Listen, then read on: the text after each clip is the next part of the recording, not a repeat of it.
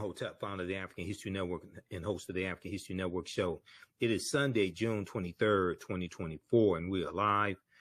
I wanted to come on and talk about my new online history course that is starting up today. I'm getting ready to jump off of here and start teaching this class. It's called Black Resistance Movements from the Haitian Revolution, U.S. Civil War, Civil Rights Movement, and Black Power Movement, 1800 to 1968. So this is an exciting 10-week online course that I'm teaching.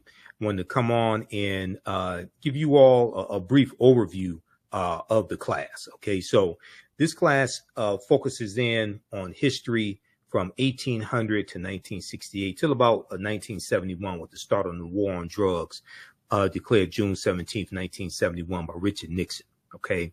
And this class focuses on what leads up to the Civil War taking place. What are some of the laws and policies put in place that lead us to where we are right now? We deal with the Jim Crow era, the Reconstruction era, in the aftermath of the insurrection that we saw on January 6, 2021 at the U.S. Capitol.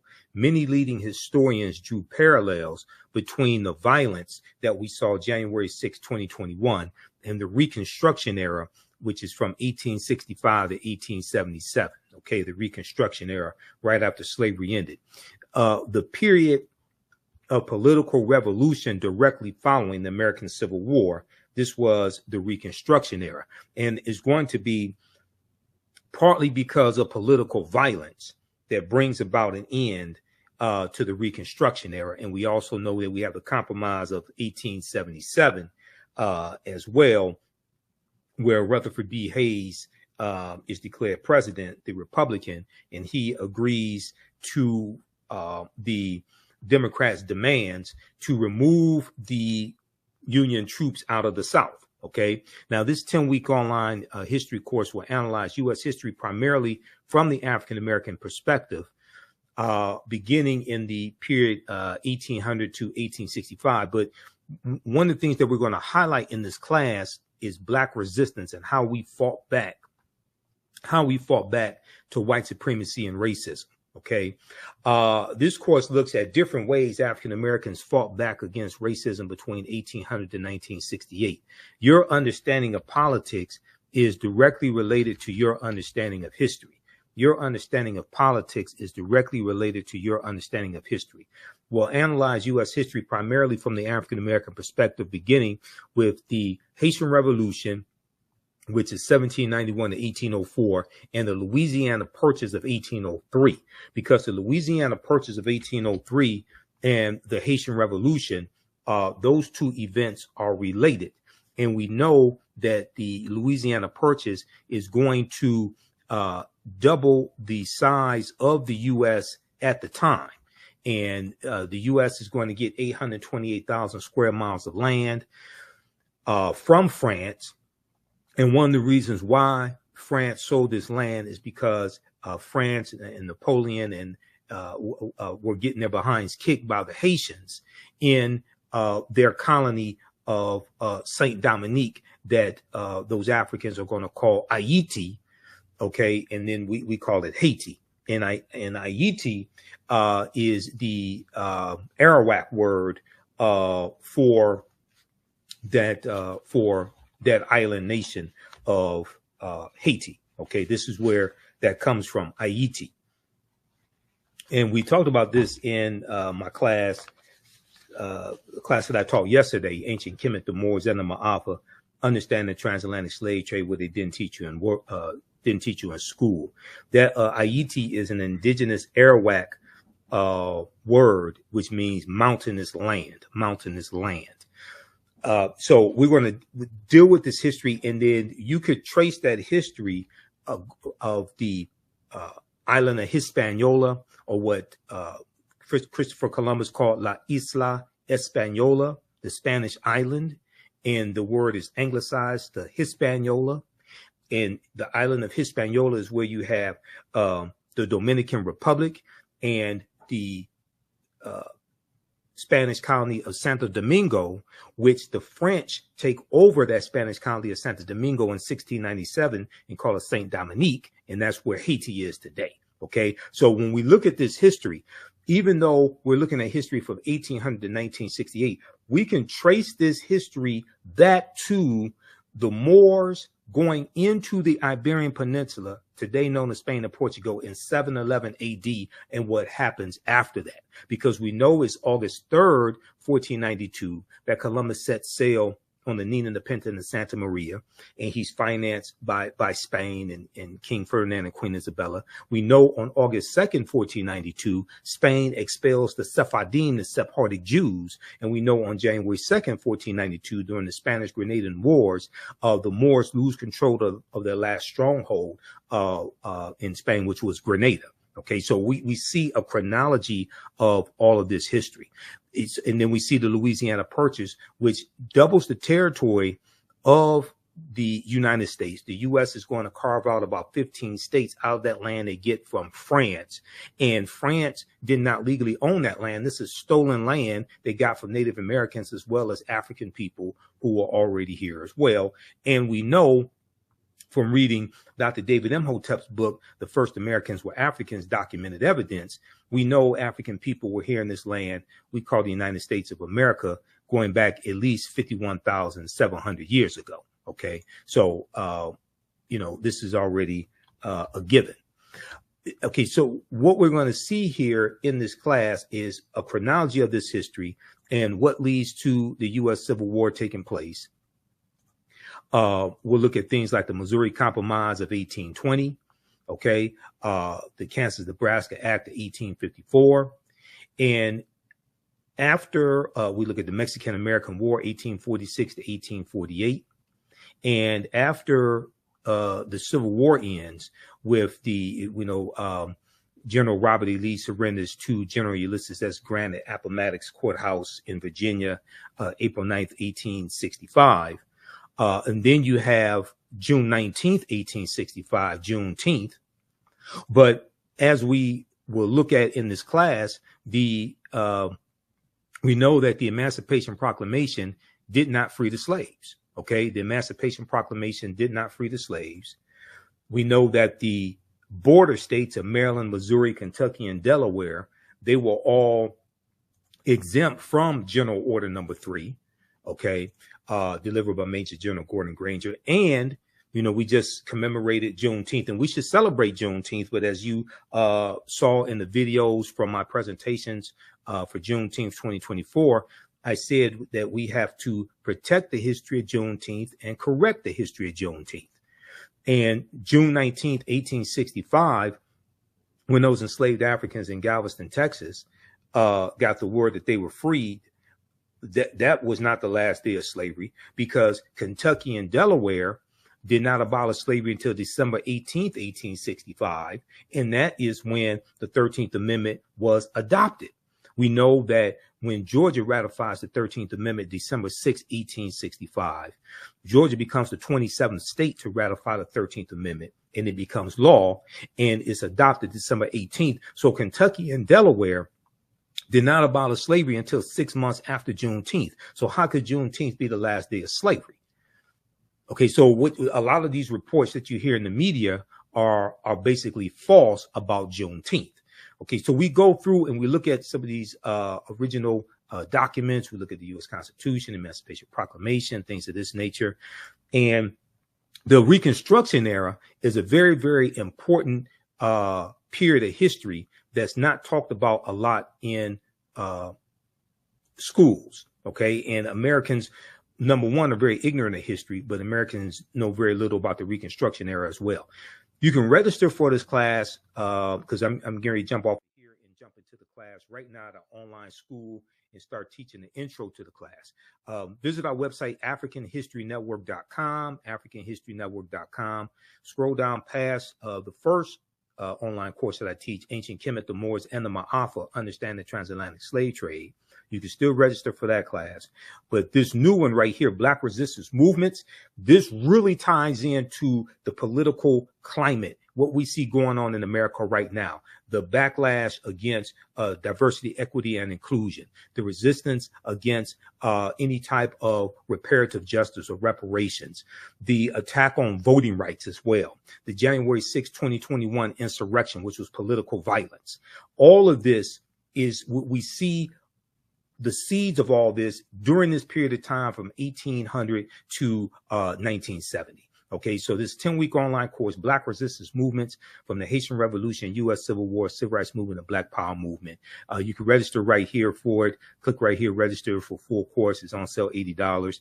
You can register for both classes. We have a bundle pack for $120. It's about a $300 value. There's going to be some bonus content. You're going to get my Juneteenth lecture free when you register for this new class as well, Black Resistance Movements. Okay, so visit our website, AfricanHistoryNetwork.com. and register for it, and we'll see you in class. I want to go back to this PowerPoint presentation. These are some of the actual slides from the class. There are 80 to 100 articles that we look at in this course, and there are numerous slides that I put together for this class as well. There's 2 binders full of articles that I teach, because it's really close to about 100 articles that we look at here. So we go through, we look at the 13th Amendment. Now, contrary to popular belief, people think the 13th Amendment has an exception clause because it says, except as punishment for a crime whereof the party shall have been duly convicted, shall exist within the United States or any place subject to their jurisdiction. So people are under this misconception, oh, well, this is why you have mass incarceration, because of the 13th Amendment. No, that's false, okay? What is the 13th Amendment? What law is the 13th Amendment based upon? The 13th Amendment is based upon what's known as the Northwest Ordinance of 1787. The Northwest Ordinance of 1787 dealt with the Northwest Territory. It dealt with Michigan, Ohio, Indiana, Illinois, Wisconsin, and Minnesota. The Northwest Territory is one of the main reasons why the Northwest Ordinance, I should say, the Northwest Ordinance of 1787 is one of the main reasons why places like Michigan, where I live, had very low levels of slavery, because the Northwest Ordinance basically abolishes slavery in the Northwest Territory. And when I did my presentation for the Detroit Reparations Task Force on March 2nd, 2024, some of you all have seen the video of that lecture because I've been rebroadcasting it on my social media platforms. I talk about the Northwest Ordinance there, officially titled An Ordinance for the Government of the Territory of the United States, northwest of the River Ohio. The Northwest Ordinance was adopted on July 13, 1787 by the Confederation Congress. Okay, this is the same Congress. This is who drafts the U.S. Constitution. Okay, in 1787 at the Philadelphia Convention, the Confederation Congress, the one house legislature operating under the Articles of the Confederation. So the Northwest Ordinance chartered a government for the Northwest Territory, provided a method for admitting new states to the Union from the territory, and listed a Bill of Rights guaranteed in the territory. And one of the things that it did was basically forbade slavery. A Bill of Rights protecting religious freedom, the right to a writ of habeas corpus, that means having your day in court before, being convicted, the benefit of a trial by jury, and other individual rights. In addition, the accordance encouraged education and forbade slavery. So this is why, like in 1832, Michigan had in 1830, the U.S. Census showed Michigan only had 32 slaves.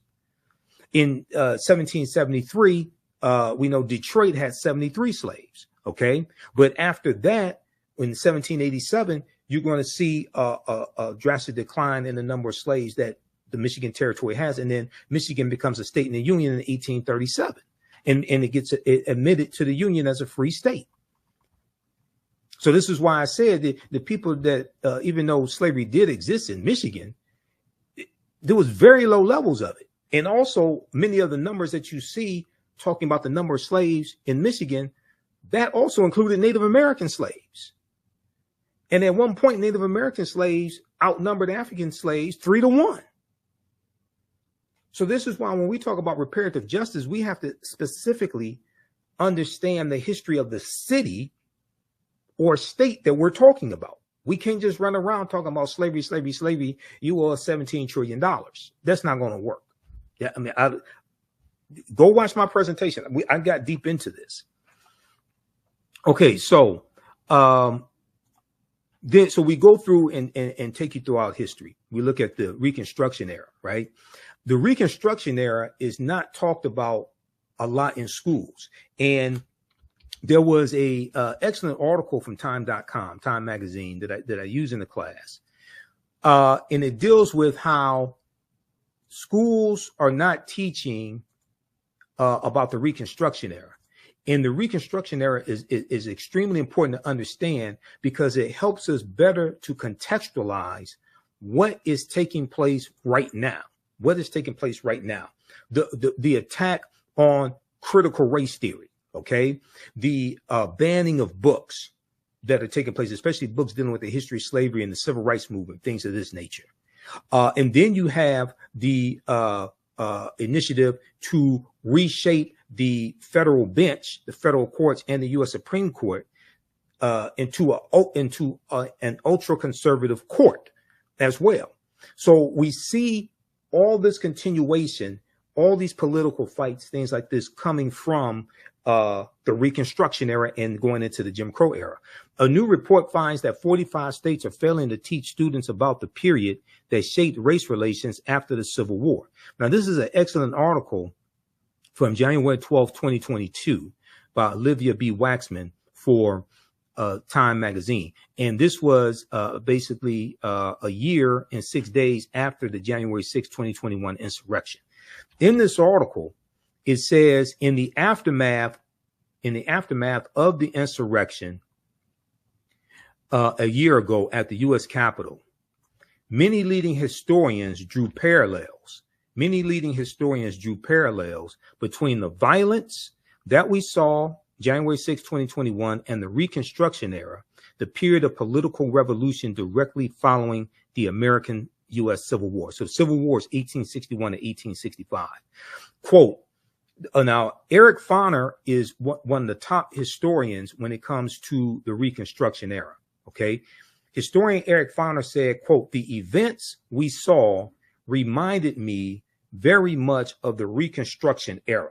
Okay. The events we saw reminded me very much of the Reconstruction era and the overthrow of Reconstruction, which was often accompanied or accomplished, I should say, by violent assaults on elected officials. So whether we have like the Clinton, Mississippi riot of 1875, where President Ulysses S. Grant refused to intervene. He implemented his non-intervention policy, but he intervened in 1871 using the Ku Klux Klan Act of 1871, and he cracked down on Ku Klux Klan activity in South Carolina. He declared martial law in 9 counties in South Carolina, and this is after Congress passed the third of the enforcement acts, and this one is section 241 of U.S. Code, is known as the Ku Klux Klan Act of 1871. Okay, now Eric Foner is the author of the book Reconstruction, America's Unfinished Revolution, 1863 to 1877. He said this in an interview with the New Yorker magazine published a week after the January 6, 2021 insurrection. Now, scholars say studying the aftermath of the U.S. Civil War can help put into context many of the most seminal events in the U.S. in recent years, from the brutal murder of George Floyd, May 25th, 2020, okay, in Minneapolis, Minnesota, by Derek Chauvin, to the voter suppression laws enacted after African-American voters played a big role in helping Joe Biden and Kamala Harris be elected president and vice president in 2020. But despite the timeliness of the era in today's climate, many students in American schools will not get a full education on Reconstruction until they get to college. But majority of them are not going to go to college. The Reconstruction era, understanding this is why I when I talk about Juneteenth, I say we can't deal with just one day in history. Juneteenth leads you to the Reconstruction era, 1865 to 1877. It leads you to the Civil Rights Act of 1866, which allows African Americans to enter into legal contracts and negotiate wages. And it's the Civil Rights Act of 1866 that's being used against us now in these anti-diversity, equity, and inclusion lawsuits that white conservative Ed Bloom is filing. He filed it against the Fearless Fund, the African American women who give out grants to businesses of women of color. And Ed Bloom is saying that they're discriminating against white business owners. It played a part also when we deal with the affirmative action being overturned in college admissions. That was Ed Bloom, conservative activist Ed Bloom, who filed that lawsuit once again. So one of these Reconstruction laws and the 1866 Civil Rights Act, that was the foundation of the 14th Amendment of 1868. Now you have these white supremacists using these laws against us that were created for us. And this is why we have to understand this history and understand, and your understanding of politics is directly related to your understanding of history. Okay. And this is why I say we have to practice political self-defense. Understanding how these laws and policies impact African Americans, impact our economic condition, how to weaponize our vote, how to fight back against these people, take them out of power, vote them out of office, and understanding how to protect gains that have already been made. If you don't understand history, you don't understand the gains that have been made. The attack on voting rights, Senate Bill 201, okay, coming out of Georgia. That's very similar to the attack on voting rights, African-American voting rights that we saw at the Mississippi State Constitution, the Mississippi State Convention in 1890, okay, shortly after Reconstruction ends. And they're rewriting the Mississippi State Constitution to oppose poll taxes and literacy tests, to suppress, it was specifically designed to suppress the African-American vote. There's an excellent article from the Washington Post called "The Mississippi Plan to Keep Blacks from Voting in 1890. Quote, "We came here to exclude the Negro," end quote. Now, that quote, "We came here to exclude the Negro," is a direct quote from Solomon Saladin Calhoun, who was the white county judge who presided over the Mississippi State Convention. And he said, "Let's tell the truth if it bursts the bottom of the universe. We came here to exclude the Negro. Nothing short of this will answer." Because African Americans were the majority of the population in Mississippi, and we were the majority of the voters. Okay. So they're trying to take back power. They imposed, the delegates eventually adopted a literacy test and a poll tax geared to suppress the black vote in a state with a black majority. The Mississippi Plan became the model throughout the South, part of a raft of racially oppressive Jim Crow laws that ended Reconstruction. What you're going to see is other states adopt similar laws. South Carolina, 1895, Louisiana, 1898, Alabama, 1901. You're going to see Georgia, Oklahoma. It's the same thing that happened after Senate Bill 201 passed. Okay. Out of Georgia. Other states, especially many of these former Confederate states, they started passing similar bills. Okay. And what are they doing? They're cracking down on mail-in ballots, okay? And they're trying to find ways to suppress the votes of African Americans, Latinos, Asian Americans, white college students as well. It's not just targeting African Americans. We are the main target, though, because we have historically been targeted, because there has always been a fear of African American political power in this country. Read the article from motherjones.com. Now, you know I'm a national political commentator. You see me on Roland Martin Unfiltered every Friday. You see me on the African History Network show. I just did Attorney Areva Martin show this week as well, this past week. You know, she's a CNN legal analyst, Areva Martin. So I was on her radio show on 1580 AM KBLA out of Southern California, which is Tavis Smiley's radio station. I did the Carl Nelson show on WOLB Baltimore, Radio 1. I did his show on Monday, June 17th. We dealt with Juneteenth history and politics and the 2024 presidential election, etc. Look at this article right here, May 13th, 2021. Leaked video, Dark Money Group brags about writing GOP voter suppression bill across the country. Quote, we did it quickly and we did it quietly, end quote, said the executive director of Heritage Action. Now, this is an excellent article that I use in my classes. This is written by Ari Berman and Nick Sergey. Ari Berman used to write for thenation.com, and during the 2016 presidential election, Ari Berman wrote a series of articles dealing with the voter suppression that was taking place during the 2016 presidential campaign. And he has one article that deals with how there are 868 fewer polling places to vote at in the 2016 campaign. That's a direct result of Shelby County versus Holder, U.S. Supreme Court case of 2013, which gutted Section 5 of the 1965 Voting Rights Act. Well, the reason why you needed the 1965 Voting Rights Act is because of what happened in Mississippi in 1890 at the Mississippi State Convention, and what happened in Florida in 1889 when Florida was the first state to have poll taxes, and what happened in South Carolina, in Georgia, in Alabama, when they rewrote their state constitutions.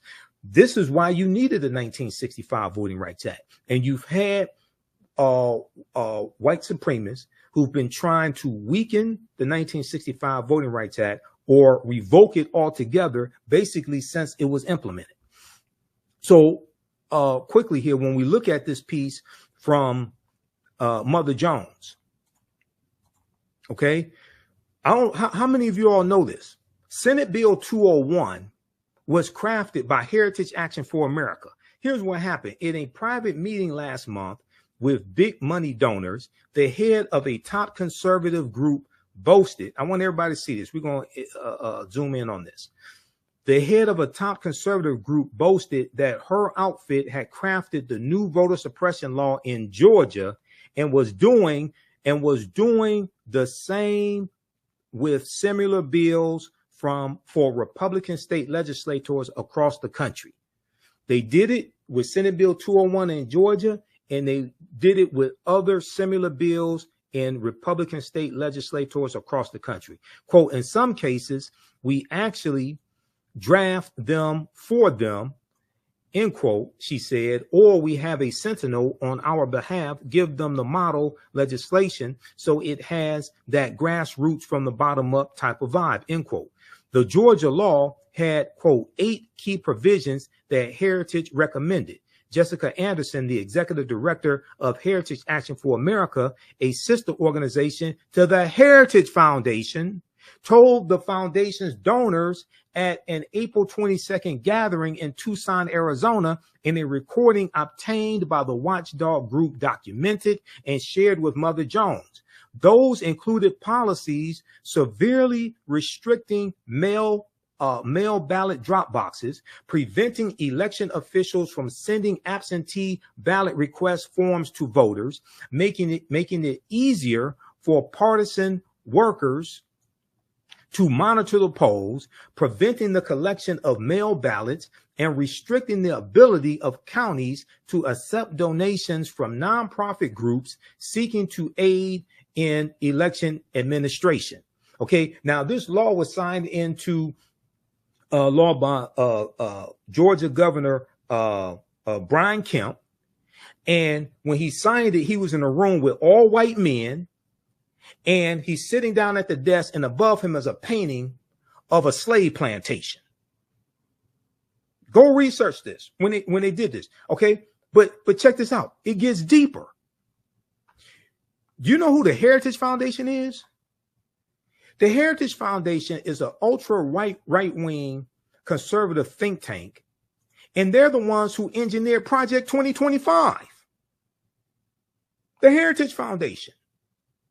Have you heard about Project 2025? All of this stuff, all the history and politics is connected. This is what we deal with in this class. This is why I had to create this class, because the first course that I teach, Ancient Kemet, the Moors, and the Ma'afa, Understanding the Transatlantic Slave Trade. So we deal with history going back thousands of years and deal with what leads up to the transatlantic slave trade. And we deal with the transatlantic slave trade, like, globally, and then deal with it here in the U.S. And, you know, we leave off like in the early 1800s. But I realized that crucial period of time from 1800 to 1970 or so, we really have to focus in to understand what happened during that period of time, because that puts us on the direct trajectory to where we are today, especially the collapse of Reconstruction and then going into the Jim Crow era. We look at the Lily White movement in 1928, which was the effort of Republicans to push African Americans out of the Republican Party, going back to 1928, when Republicans appealed to Southern segregationist Democrats in 5 former Confederate states to get them to vote for Herbert Hoover, who was the 1928 Republican candidate for president, and Herbert Hoover won. We know Herbert Hoover mishandled the Great Depression and loses to Franklin Roosevelt in the 1932 presidential election. Okay, so we get to see a chronology of all this history. But Project 2025, and I talked about it when I was on Carl Nelson's show.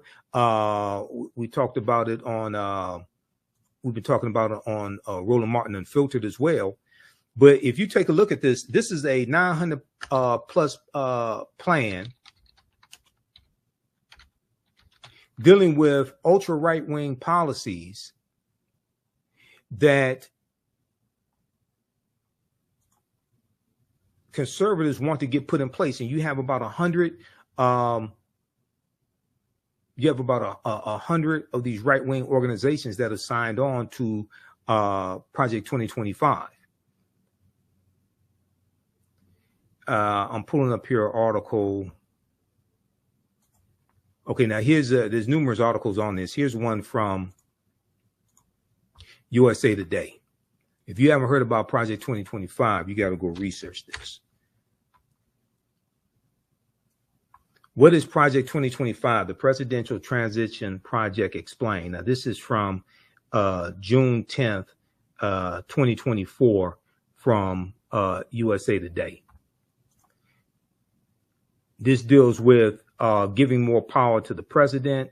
This deals with getting rid of the Department of Education. This deals with the nationwide ban on abortion. This deals with weaponizing the Department of Justice as well. I mean, this stuff is deep. This deals with politicizing federal employees and getting rid of thousands of federal employees and implementing a loyalty pledge as well to be a federal employee. What is Project 2025? The Presidential Transition Project Explained. This is from the USA Today. The detailed plan to dismantle and reconstruct the government laid out by conservative groups known as the 2025 Presidential Transition Project has critics up in arms over its apocalyptic and authoritarian nature. The Heritage Foundation, a conservative think tank in Washington, D.C., led an effort to create the more than 900-page mandate for leadership published in April 2023. So this is the type of planning these people are doing. Reimagining the executive branch, and presented a plan to overhaul several government agencies, including the FBI, for the country's next conservative president to follow. Now, the Heritage Foundation did something similar in 1980 with their mandate for leadership. And and that was a book in 1980 that contained 2,000 policies they wanted the Reagan administration to adopt. The Reagan administration adopted 60% of those policies in the first administration of Ronald Reagan. And these were a lot of anti-African-American policies. These policies calling for smaller government, attacking poverty programs, all different types of negative things like this. According to the project's website, the playbook provides a governing agenda and a lineup of people ready to implement it to, quote, rescue the country from the grip of the radical left. Rescue the country from the grip of the radical left. It includes a domestic and foreign policy agenda, a list of personnel, training, and a 180-day playbook. Read the rest of this here, dealing with Project 2025. Okay, there are numerous articles on this, and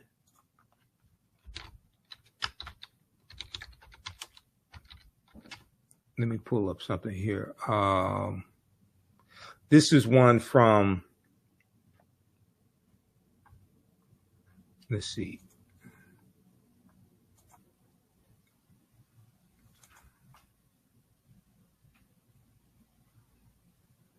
This is one from oh,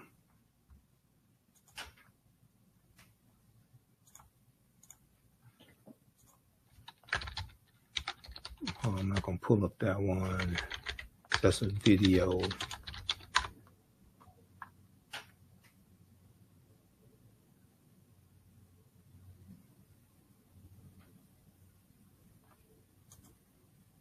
This is one from Newsweek.com.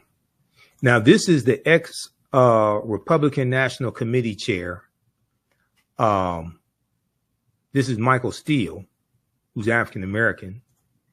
And he's confronting, so on the weekend on MSNBC, co-hosted by Michael Steele, they just had the guy who's the head of the Heritage Foundation on the show. They had him on this weekend.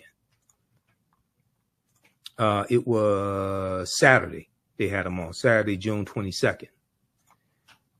Ex-RNC chair confronts Republican on Project 2025 plan to gut government, 2024. Michael Steele, former chairman of the Republican National Committee, confronted Kevin Roberts, president of the Heritage Foundation, on Saturday over Project 2025, a plan that includes firing up to 50,000 federal government workers. A plan that includes firing up to 50,000 federal government workers. Now, African Americans make up 18.4% of the 370,000 federal employees. So when you talk about firing 50,000 federal government workers, you're talking about firing a lot of African Americans. In August 2023, conservative think tank, the Heritage Foundation, in collaboration with other right-leaning groups, published its Project 2025. According to its official website, the project aims to pave the way for an effective conservative administration by using a policy agenda, personnel, training, and a 180-day playbook should the GOP win the 2024 election, should Donald Trump win. This is what they're saying. Proposals include reintroducing legislation making it easier to fire federal employees, prosecution for distributing abortion pills by mail, and abolishing recently established diversity, equity, and inclusion DEI initiatives at the Department of Defense. However, one of the most significant proposals is a plan to reintroduce Schedule F, a Trump-era executive order rescinded by President Joe Biden. Okay, research Schedule F. The Schedule F employees, rescinded by President Joe Biden, that would see tens of thousands of federal workers reclassified, making them easier to fire. Once again, African Americans are 18.4% of federal employees. While the Trump campaign has previously said outside groups do not speak for the former president, Project 2025's 1,000-page proposal was drafted with input from a long list of former Trump administration officials who are poised to fill top ranks of a potential new administration, according to the Associated Press. Newsweek has reached out to Trump's campaign via email for comment. Now, during Saturday's MSNBC's The Weekend, former RNC chair Michael Steele, who is African-American and the co-host of the program, he discussed the specific proposal of replacing federal workers, asking Kevin Roberts, a Republican and the head of the Heritage Foundation, about who will be replacing them, Quote, talk to us about what that looks like if Heritage is calling for removing 50,000 federal employees. Who are you replacing them with, and where do they come from? I suspect a lot of those people you are talking about have been in the federal service for a long time and served not just Republican administrations, but also Democratic administrations, Michael Steele said. Kevin Roberts mentioned political contributions as he claimed federal workers contribute to the Democratic Party. See, what they want to do is they want to go through and weed out federal employees, and they only want federal employees who will be loyal to Donald Trump. And that's not how federal employees work. Federal employees are not loyal to a president. They are employees that serve the country.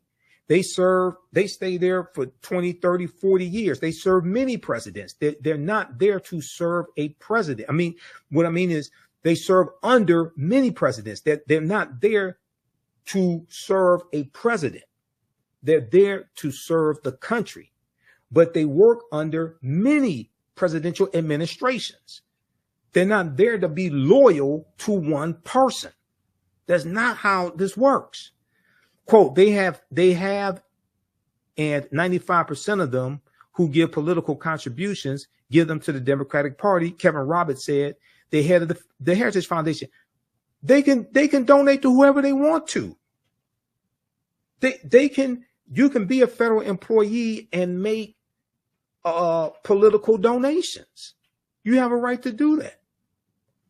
However, Michael Steele interjected and asked, quote, so you're going to fire someone because they wrote a check to a Democratic candidate? Kevin Roberts continued by doubling down on the efforts to replace civil servants, calling them unelected bureaucrats. Quote, now we're going to fire someone. He said, no, quote, no, we're going to fire someone, and the number needs to be more than 50,000 people, considering there are more than 2 million federal employees because of over the last century, the radical left has seen the administration state as the fourth branch of government. They're unelected bureaucrats, but ultimately we have to devolve power from the imperial city of Washington back to the people. You listen to this guy. This guy sounds crazy as hell. Go to MSNBC.com. Go to the weekend, watch the interview that they did, that the TV, not the pop artist, The Weeknd, not him, the political show on MSNBC, The Weeknd. Okay, with Michael Steele and Simone and Menendez. Okay, go watch that. They interviewed Kevin Roberts Saturday, June 22nd, 2024. This dude sounds like a Trump bobblehead, full of conspiracy theories. And he's the head of the Heritage Foundation. This is the organization that created Project 2025. Not only that,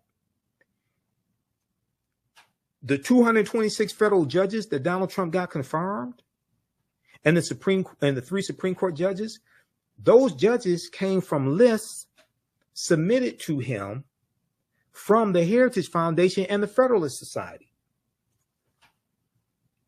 Go research that.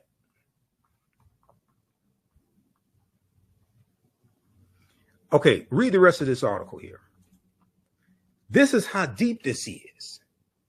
Your understanding of politics is directly related to your understanding of history, because they both intersect.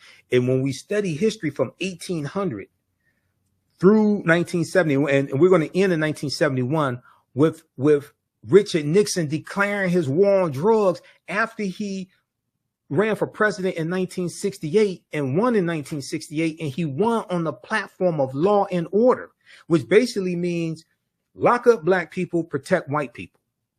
And he ran on a backlash to the civil rights movement, the Black Power movement, the rebellions taking place across the country, attacking the anti-poverty programs that the Great Society programs from President Johnson. He attacked a lot of those programs as well. Okay.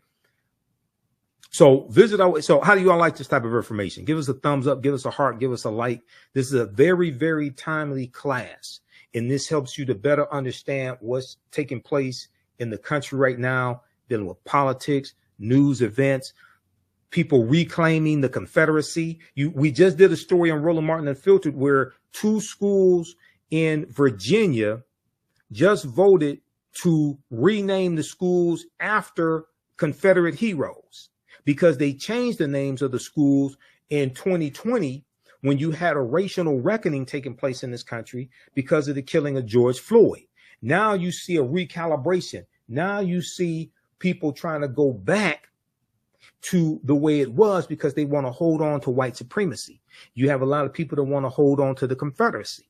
We're going to deal with the Confederacy in the class, but nations don't name schools and don't have monuments honoring traitors to that nation. The Confederacy, these were traitors who committed treason based upon Article 3, Section 3 of the U.S. Constitution. The U.S. Constitution defines treason. And they committed treason based upon Article 3, Section 3 of the U.S. Constitution. Now, a minute ago, I talked about the Ku Klux Klan Act of 1871. Okay, it was actually passed in 1871, right? How many people know that Traitor-in-Chief Donald Trump is being criminally prosecuted right now by special counsel Jack Smith using Section 241 of the U.S. Criminal Code? And Section 241 is the Ku Klux Klan Act of 1871. It's actually 1871, not 1870. How many people know this? Read this article here, okay? And once again, this is an example of how we see history and politics coming together and how historical events shape policy and laws, and then laws shape historical events. This all happened during the Reconstruction era, 1865 to 1877. Read this article from the Washington Post. Trump is charged under civil rights law used to prosecute KKK violence. Trump is charged under civil rights law used to prosecute KKK violence. The provision was originally adopted in 1870 and was intended to protect the newly codified rights of Black citizens after the Civil War. Well, it was the U.S. Department of Justice that was actually prosecuting these Klansmen. And the U.S. Department of Justice was created in 1870 largely to enforce the new rights of African Americans. That's during Reconstruction. Now, how many people learned all this in school? Okay? How many of your children are learning this in school? So then when you see this is why if you see me in Roland Martin Unfiltered and on the African History Network show, I tell you, the work that Kristen Clark is doing in the Civil Rights Division of the Department of Justice, the work that Merrick Garland is doing, because the prosecution, the investigation, number one, and the prosecution of the January 6, 2021 domestic terrorists, that is the largest investigation the U.S. Department of Justice has ever done since they were created in 1870. And one of the main reasons why those domestic terrorists attacked the U.S. Capitol is because 16.9 million African Americans voted for Joe Biden and Kamala Harris. And then the day before that attack, January 5th, 2021, you had the special election in Georgia, once again, Georgia, and Senator Raphael Warnock won his election. Okay, the African-American senator, he won his election. And John Ossoff, the Jewish candidate, Democrat, he won his election, which gave Democrats a slim majority in the Senate.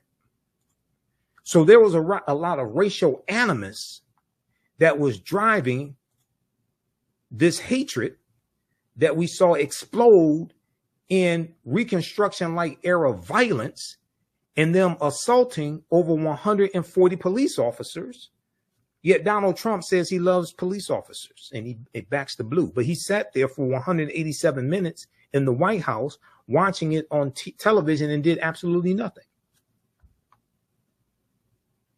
He backed the blue until the coup. That's what happened. He backed the blue until the coup. All right, so visit our website. How do you all like this type of information? Who still needs to register for this online history course? I'm about to get out of here and jump into the class and start teaching this class. Visit our website, AfricanHistoryNetwork.com, AfricanHistoryNetwork.com. Scroll down. We have my new Juneteenth lecture there. It's a 3-hour lecture. If you register for this class, you're going to get the Juneteenth lecture in digital download format. Okay. But you can order it in DVD or digital download format. You can register for the first class I teach, Ancient Kemet, the Moors, and the Ma'afa. Understand the transatlantic slave trade, what they didn't teach you in school. Now, we do the sessions live. All the sessions are archived and recorded. You can go back and watch these anytime. So even after the course is over with, you can still go back and watch the class. Okay. A year from now, 2 years from now, you'll still have full access and you can watch the class. This content is PG-13, so you can use this with your children. Okay, so it's not overly graphic. I don't do a lot of cursing or anything like that. And it's very visual. So there's articles that we reference, books that we reference. I show you usually the book references on the screen, so you don't have to buy any of the books if you don't want to. But register here. We're going to do a class introduction right now. I teach this at my online school, so you can register for this course. Click right here, register for full course at AfricanHistoryNetwork.com. We just posted a link here in the thread of the broadcast. You can also support the African History Network, $ the AHN show through Cash App and through PayPal, paypal.me/the AHN show. That helps us keep doing the research, stay on the air, keep broadcasting, pay some of the bills. This is our official Cash App account, $ the AHN show, SHOW. When you go to it, it'll say Michael. There's some like 5 or 6 fake African History Network Cash App accounts out there that I have identified, like these right here. Oh, and you can click on a Cash App link right here. Here's our QR code. Okay. And then here's our link for PayPal as well. This helps us keep doing the research, stay on the air, keep broadcasting, pay some of the bills, finance our Sunday night show, the African History Network show. I usually do that Sundays, 9 p.m. to 11 p.m. Eastern Standard Time on our social media platforms as well. All right, we have to get out of here. Hopefully you learned a lot today. You can email me through the website if you have any questions, AfricanHistoryNetwork.com. We'll see you in class. Remember, right now is correct wrong behavior. What you do for yourself, what you do to yourself, and what you allow other people to do to you and get away with is based upon what you think about yourself. What you think about yourself is based upon what you have been taught about yourself. What you've been taught about yourself is based upon everything you've read, heard, and seen about yourself. So when you control the radius of a man or woman's thoughts, you can control the circumference of his or her actions, because the mind can't do or teach what it doesn't know. And your understanding of politics is directly related to your understanding of history. Okay, so we'll see you in class. Listen to the African History Network show. And Wakanda, right now it's correct wrong behavior. It's not over till we win. Wakanda forever. We'll talk to you next time. Peace.